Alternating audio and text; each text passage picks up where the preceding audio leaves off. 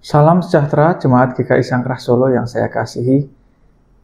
Senang sekali saya bisa bertemu kembali dengan Bapak Ibu sekalian Jemaat GKI Sangkrah Solo melalui channel YouTube GKI Sangkrah pada hari ini tanggal 16 Juli 2024. Tema hari ini adalah hal tanggung jawab dalam hubungan. Seperti yang Bapak Ibu sekalian tahu, kita harus bertanggung jawab atas hidup kita di hadapan Tuhan nantinya. Sebelum itu, mari kita tunduk dalam doa untuk mohon penyertaan Tuhan dan Roh Kudus dalam kita membahas firman Tuhan pada hari ini. Mari kita berdoa. Bapa yang baik, Bapa yang bertahta di dalam kerajaan surga yang mulia, kami kembali mengucap syukur Tuhan menghadap hadirat-Mu. Sungguh bersyukur atas berkat-berkat yang Tuhan sudah berikan. Dan saat ini kami akan merenungkan firman-Mu, mampukan kami untuk konsentrasi, mengerti firman-Mu dan dapat melakukannya dalam kehidupan kami sehari-hari. Pimpinlah kami ya Bapa, ya Roh Kudus, di dalam nama-Mu kami berdoa. Amin. Ya, sebelum itu Bapak Ibu tahu, saya ingatkan lagi mengenai tanggung jawab. Apa yang kita lakukan di dunia ini, nantinya kita harus bertanggung jawab kepada Tuhan. Ya, jadi kita dasarnya harus sama-sama tahu, sama-sama mengerti dulu mengenai tanggung jawab dalam kehidupan kita. Mari kita baca dari kitab Roma 14 ayat yang ke-12. Roma 14 ayat yang ke-12.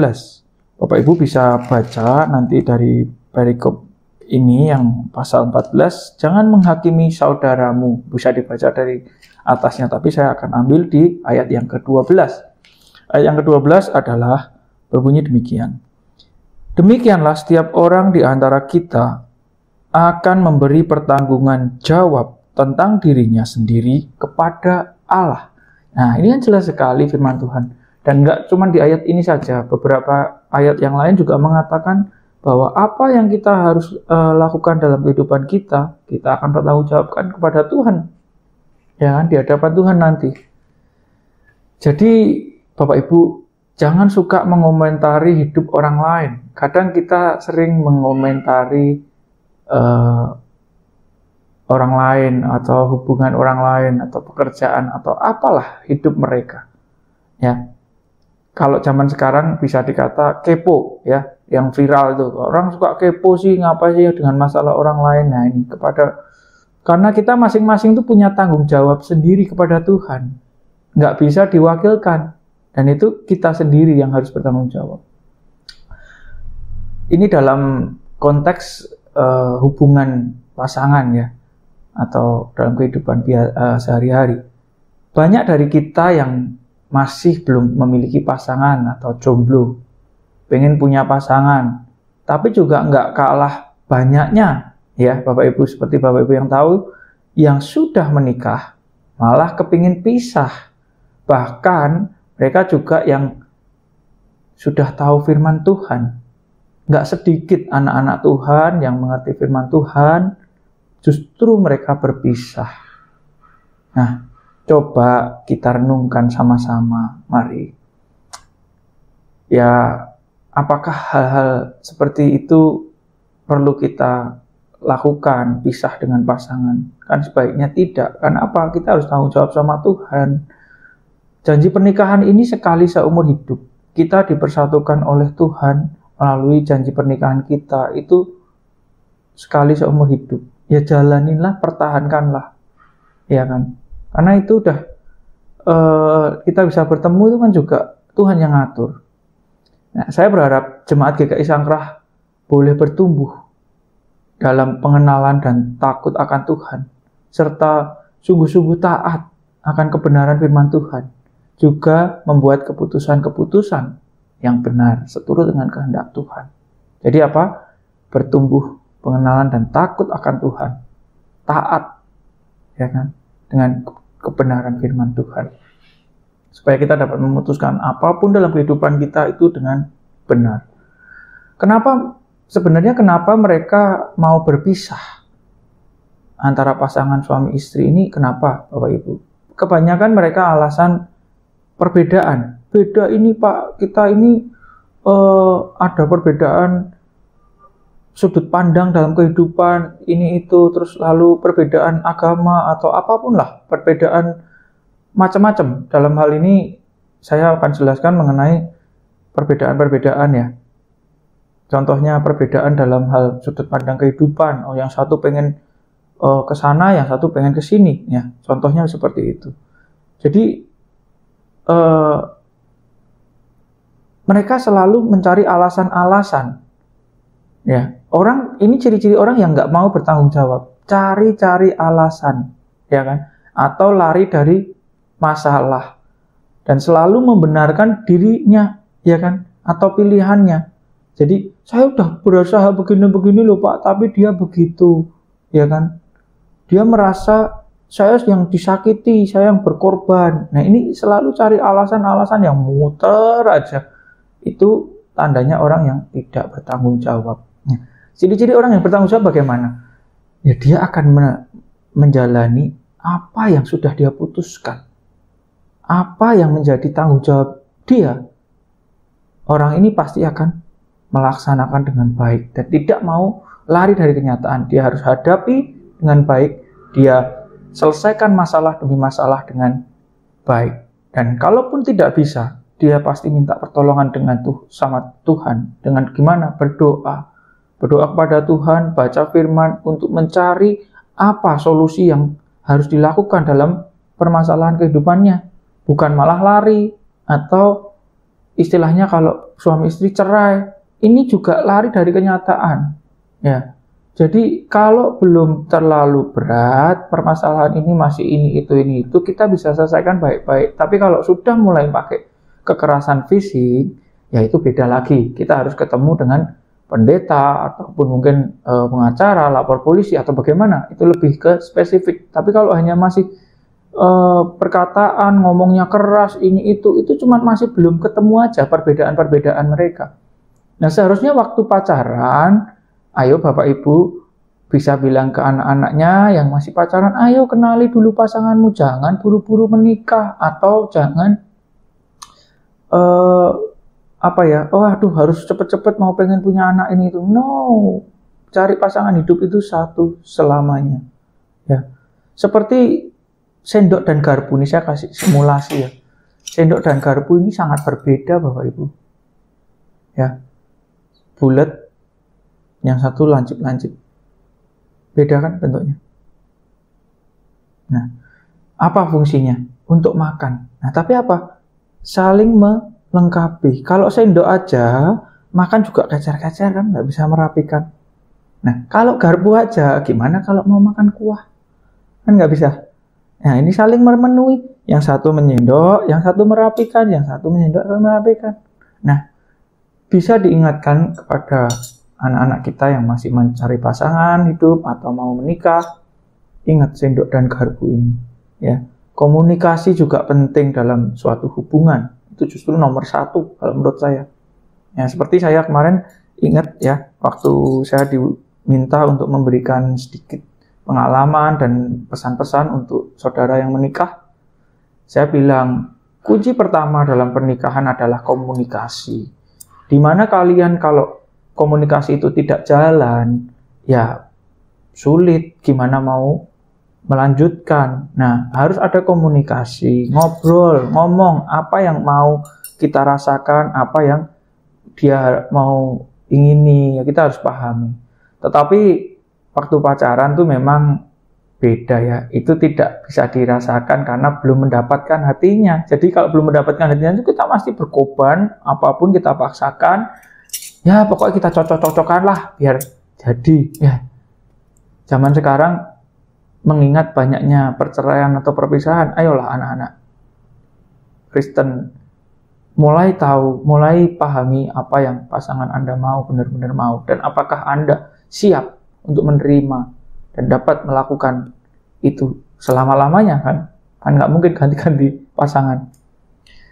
Tapi setelah menikah, perbedaan-perbedaan itu jadi masalah. Seringkali kita nggak bisa menanggapi ya perbedaan-perbedaan itu. jadi masalah perbedaan. Kita harus benar-benar siap, hati, pikiran, dan semuanya. Tapi ingat, sendok dan garpu tadi, buatlah perbedaan itu justru bisa saling melengkapi seperti sendok dan garpu ini, saling membutuhkan. Yang satu pinter nyendok, yang satu harus nusuk. Kalau motong telur gimana? Colok dulu telurnya, kita potong pakai sendok, betul kan? Nggak bisa kalau pakai sendok aja, kalau pakai garpu aja juga sulit. Mau makan makanan yang kuah nggak bisa. Nah, itu Bapak Ibu. Contoh lagi, salah satu perbedaan dalam kehidupan kita. Suka langsung ngomong kalau ada masalah. Dan pasangan kita lebih tidak suka ngomong. Nunggu ada waktu, dipikir kok kamu diem aja, kamu marah ya ini itu. Padahal memang dia butuh waktu. Nah, kita harus beri waktu. Ya kan? Sebagai cowok kita juga harus beri waktu, sebagai istri kita juga harus mengerti bahwa suaminya tuh maunya nyampein cepat-cepat. Ya kan, jangan berlarut-larut, karena kalau berlarut-larut nanti jadi emosi, malah hasilnya nggak baik, berantem gitu. Jadi ada baiknya juga kita hanya mau maksudnya tidak dimengerti saja, tapi kita harus mengerti dan memahami istri atau pasangan kita. Ya, saling memberi, saling melayani, bukan hanya yang menyenangkan saja atau ego kita, tapi juga yang tidak seneng, kita juga harus ngalah sama pasangan kita. Ataupun dalam hubungan pekerjaan atau dalam kehidupan. Ini bisa berlaku semua. Namanya tanggung jawab itu dalam semua hal. Bukan hanya pasangan atau suami istri. Tapi segala hal dalam kita berhubungan pekerjaan, dalam berteman. Kita harus tanggung jawab dengan apa yang kita katakan, apa yang akan kita lakukan. Kita harus tanggung jawab. Ya kan, nggak boleh lari dari tanggung jawab. Karena apa? Kehidupan kita, ya, apapun yang kita putuskan dalam kehidupan ini, kita akan bertanggungjawabkan kepada Tuhan. Nah, kunci dalam hubungan itu adalah berkomunikasi. Sekali lagi, komunikasi yang baik antara laki-laki dan wanita atau pasangan. Nah, wanita seringkali berharap suaminya tuh mengerti tanpa berbicara, ya kan? Misalnya, kamu gitu aja nggak tahu sih, Dad, atau suami, ya kan? Tapi kalau istri, kamu kok diem aja sih, nggak romantis, ngatain suaminya begitu. Nah, ini cuman karena perbedaan bahasa kasih, Bapak Ibu. Bahasa kasih ini pernah kita bahas waktu di Komisi Dewasa. Mungkin Bapak Ibu ingat oleh Bapak Pendeta Hendrikus dari Soroknen, bahas tentang 5 bahasa kasih. Dan di situ saya tahu, oh ternyata begini ya. Nah, ada bahasa-bahasa kasih yang kita tidak mengerti apa yang istri kita mau, atau pasangan kita mau, atau suami kita mau. Kita harus pelajari. Nah, justru itu dari komunikasi yang terbaik itu adalah komunikasi dari pasangan suami istri. Ya, kita bisa memahami suami kita bisa memahami istri kita, karena kita tiap hari ketemu, kita melakukan kehidupan kita bersama-sama. Jadi kita tahu komunikasi yang terbaik itu. Nah, kalau dari suami istri aja kita nggak bisa, ya gimana mau keluar ke anak-anak bagaimana? Kan pertama itu suami istri yang paling dekat, terus ke anak-anak, keluarga, baru ke luar. Nah, kalau mengurus komunikasi suami istri aja nggak lancar atau nggak bisa ketemu antar bahasa kasih yang mereka ingini, ya bagaimana kita bisa mengerti orang lain? Kan kita yang mana kita nggak ketemu tiap hari. Ya kan? Jadi sebelum menikah tuh lihatlah kekurangan dan kelebihan pasangan kita. Ya kan? Banyak orang bilang sukanya, oh saya mau punya pasangan hidup karena dikejar-kejar pengen segera nikah. Itu nggak baik juga alasan itu.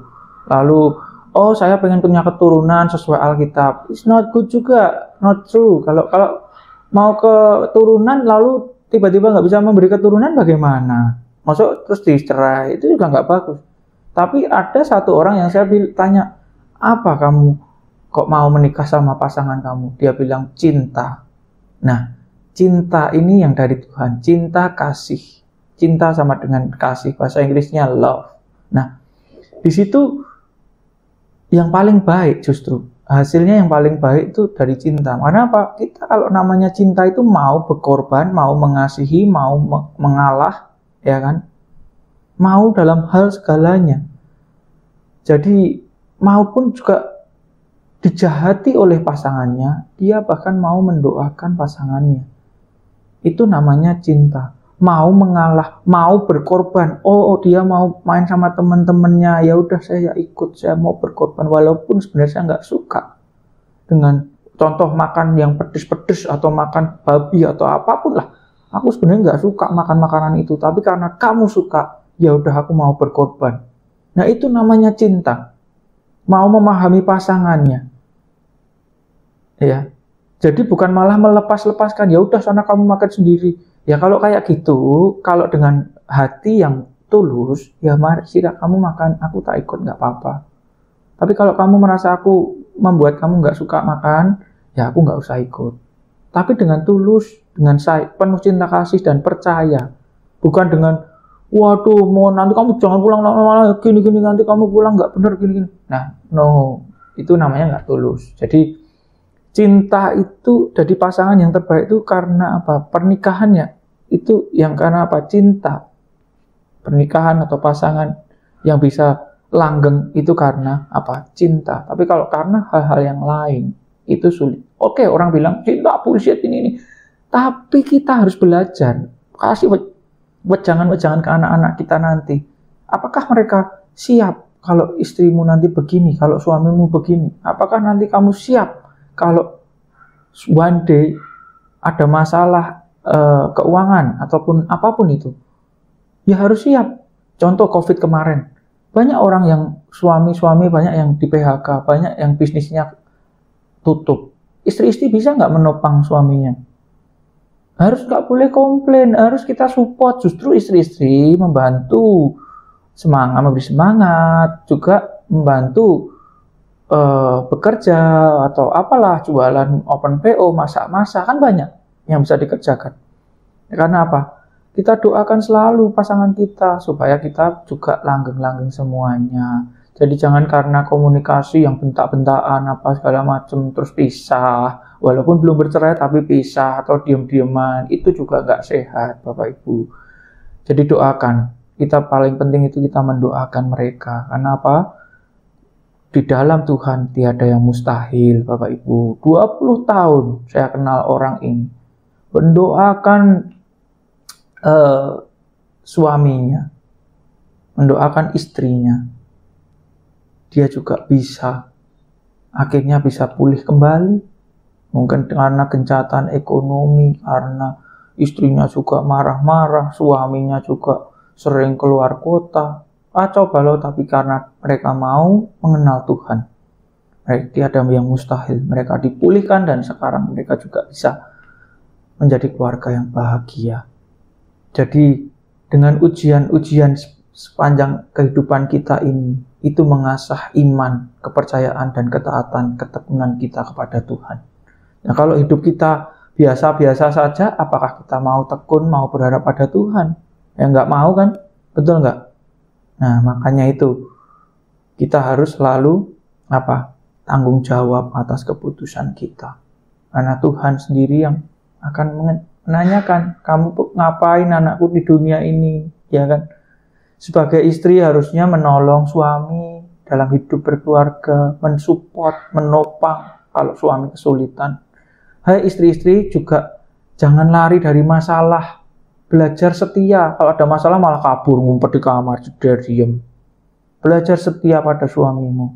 Hai suami-suami juga, sudahkah Anda menjadi teladan bagi keluarga Anda? Nah, teladan itu apa? Menjadi contoh. Contoh itu bukan ngomel, ditakuti, gitu galak, enggak. Tapi apa yang kita lakukan itu dicontoh anak-anak kita, itu bisa sampai cucu kita nanti, dilanjutkan mereka. Itu namanya teladan. Dan hargailah istrimu, ya, dan kasihilah istrimu. Jangan mudah menyerah kepada istrimu dan juga suamimu. Pasangan harus saling melayani dan memberikan diri. Hidupi ini dengan kasih yang daripada Tuhan. Bawa keluargamu mengenal Tuhan. Hidupi hidup ini dengan kasih yang daripada Tuhan. Bawa keluargamu mengenal Tuhan. Maka hidupmu akan bahagia. Ya, gak perlu cari-cari yang lain. Doakan istri atau pasangan suamimu juga. Terima kasih Bapak Ibu. Sekian renungan harian pada hari ini, kiranya dapat menjadi berkat bagi kami dan kalian Bapak Ibu sekalian. Mari kita tutup dalam doa.